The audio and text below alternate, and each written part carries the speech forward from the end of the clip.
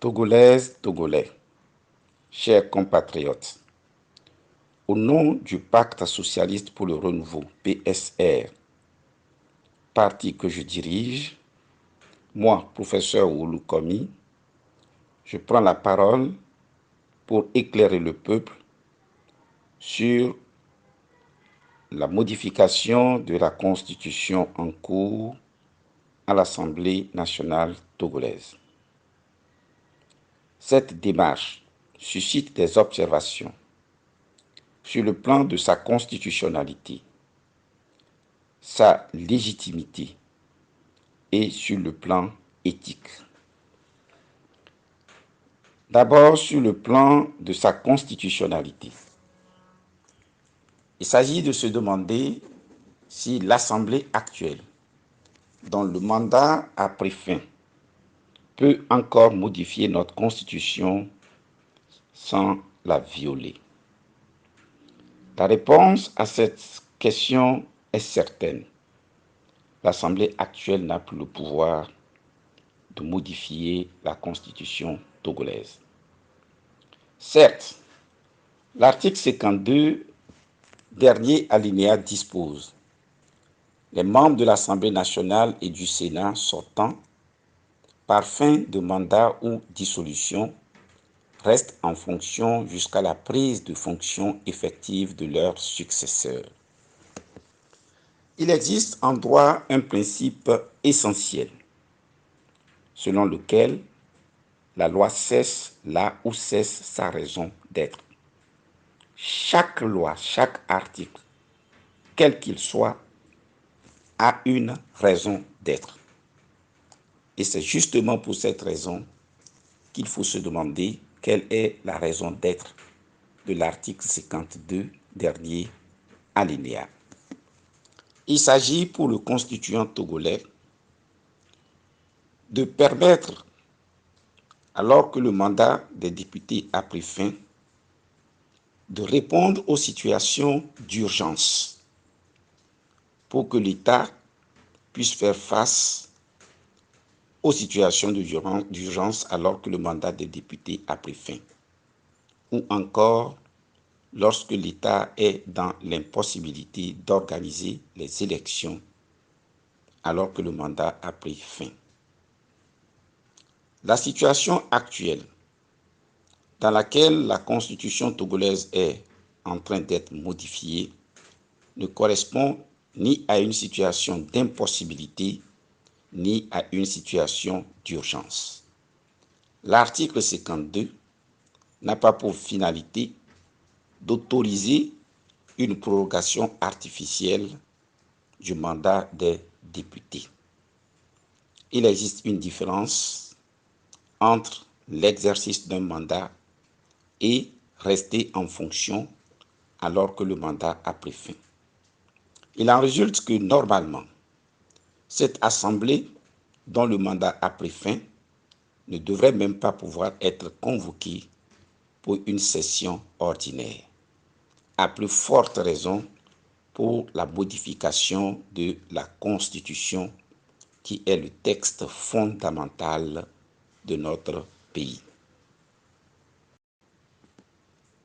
Peut-on imaginer un instant que l'Assemblée nationale, dissoute par exemple par le président de la République, et que les députés, après la dissolution donc, du Parlement, se mettent à modifier la Constitution alors que nous sommes dans l'attente des élections?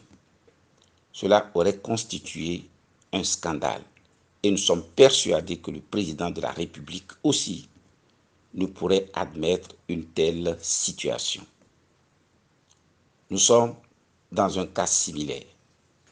Le mandat des députés, selon l'article 52, a pris fin. Ils sont simplement en fonction pour répondre aux situations d'urgence, pour donner à l'État le moyen de pouvoir réagir dans les situations d'urgence ou lorsqu'il s'avère que l'élection devient impossible. La loi cesse là où cesse sa raison d'être. Nous ne sommes pas dans ces situations, alors le Parlement n'a plus l'entièreté de ses compétences. Sur le plan de la légitimité, l'article 146 de la Constitution togolaise dispose: la source de toute légitimité découle de la présente Constitution. De ce texte, il résulte que les initiatives de l'Assemblée nationale ne seront légitimes qu'autant qu'elles restent dans le cadre des attributions qui lui sont reconnues par la Constitution.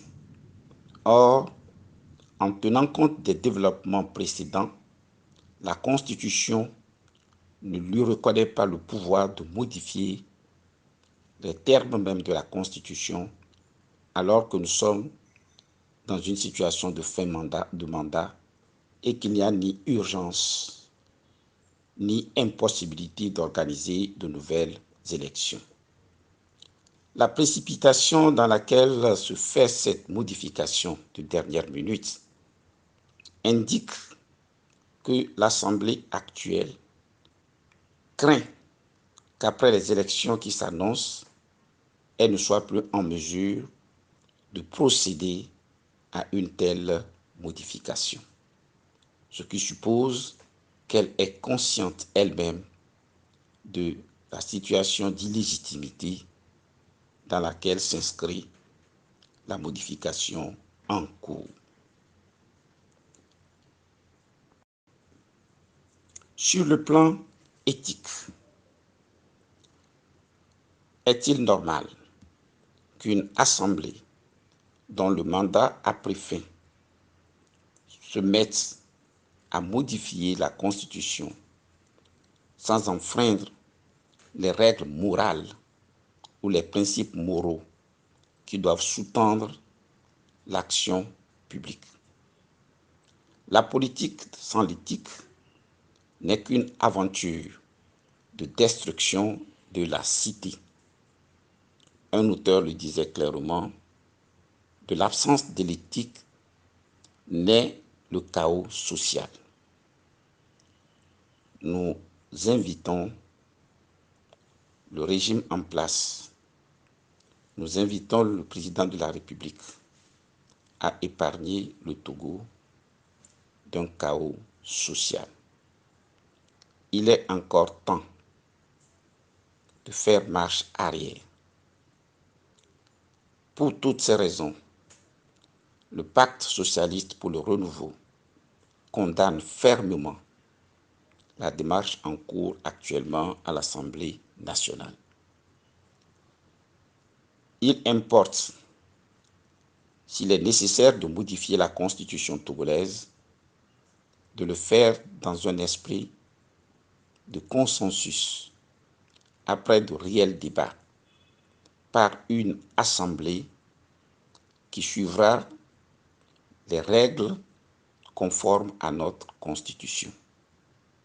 Modifier la Constitution dans une situation d'illégalité porte les germes d'un chaos social. Il y a encore beaucoup de choses à dire sur le contenu des modifications envisagées, sur le plan même de leur constitutionnalité. Mais nous aurons l'occasion d'en parler. Pour l'instant, sur le principe même de la modification, la démarche est de toute évidence contraire à l'esprit de la Constitution, notamment à l'esprit de l'article 52, dernier alinéa. Vive le Togo, que l'Éternel bénisse le Togo. Je vous remercie.